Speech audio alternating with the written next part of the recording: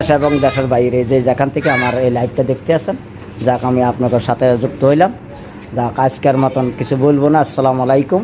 আপনারা কথা হইলো যে আমার এই লাইভটা যে ছাড়তে আছে এই লোকটা আমার আলামিন, যাক ও খুব ভালো লোক, ওরা সবাই সাপোর্ট করবেন এবং সবসময় ওর পাশে থাকবেন, আপনার পাশে থাকবেন, পাশে পাইবেন ইনশাল্লাহ, লাইক দিবেন, লাইক পাইবেন এবং সব দিক দিয়ে ওর পাশে খেয়াল রাখবেন। যদি ভালো ভিডিও ছাড়ে লাইক দিবেন, আর খারাপ হইলে আপনারা লাইক দিন না।